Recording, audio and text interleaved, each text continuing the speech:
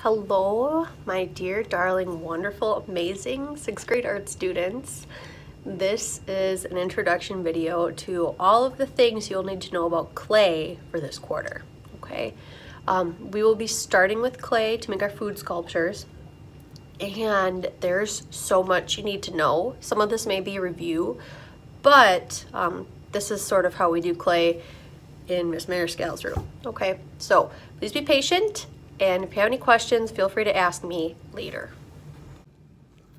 Okay, so there will be a couple of different types of hand building strategies I'm going to show you guys in other videos. However, here they are first before I tell you more. This is called coiling, okay? And the coils themselves are each these little individual parts. We have pinch pots. Now this looks like a ball, but a pinch pot looks like this, and this is one that's been in the kiln already, but you'll learn how to make pinch pots and you'll learn how to put them together to make a ball. And then you will also learn how to roll out slabs to make more geometric shapes. So this is a slab, and I used 3 of these to make this pyramid shape, okay? So you will be learning how to do those things over the next few days. However, I do need to show you a few other things first. So let's talk about our tools. Everybody should have one of these, okay? This is what you'll be working on top of, unless you are doing something larger where you need more table space. This is your clay board. You need this clay board. It helps you transport your project, and it helps keep it safe. It gives you like a secure place that is yours to work on this, okay? You also have some various tools at your disposal. So you have these tools.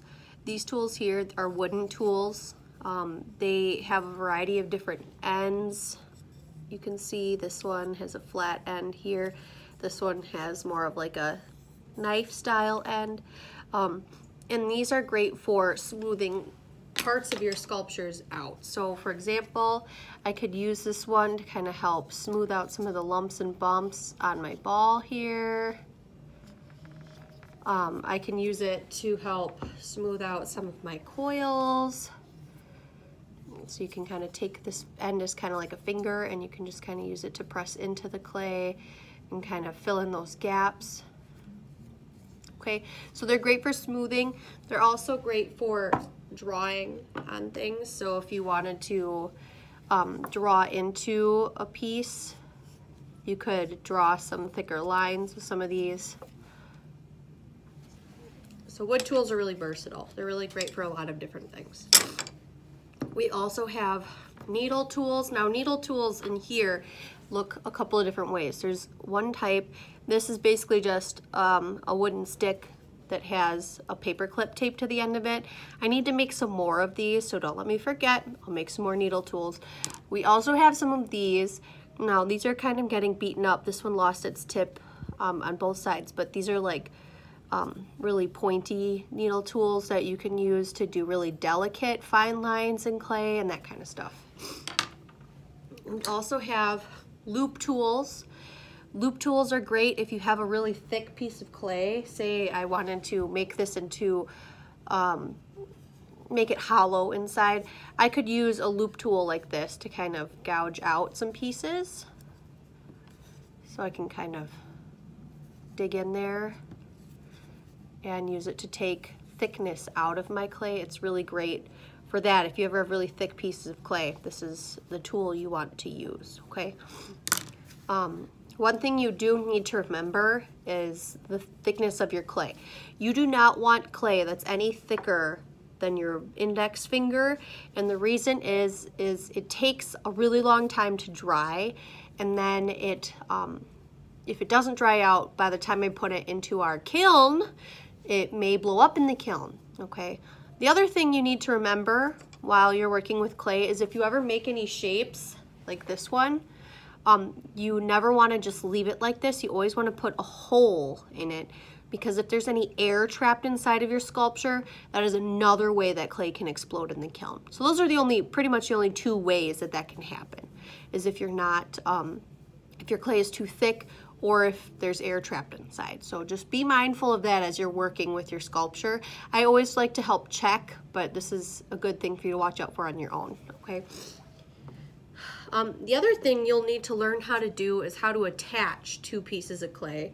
And I'm actually going to show you that now. So we are going to practice making some different basic shapes. The first shape I want you to make is a ball. So take your extra piece of clay here, everybody should have one, and roll it into a ball. I'm using this part of my hand on both sides, just kind of gently roll into a ball, and you should get something that looks like this. Okay, so roll into a ball, put that on your clay board. We also want to make 2 thicker coils, so this will be really easy.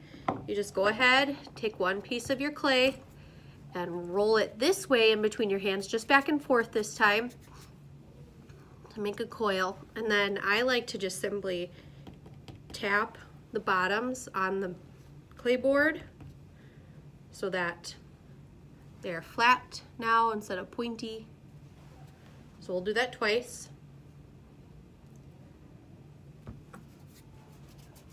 We want them about the same size, so this one's a little bit longer. I'm going to tap the bottom and then just measure and cut off the extra and tap that. You can also kind of roll it on your clay board to get it nice and smooth.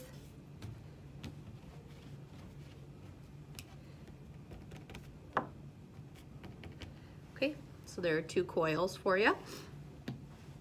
And then we are also going to practice making a pancake or a slab, okay?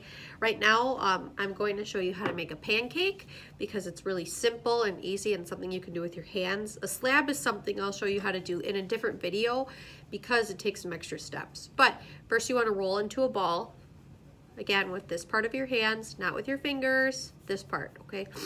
And you want to roll, roll, roll. Then you can take your ball, you can set it down, and you just flatten with, again, with that part of your hand.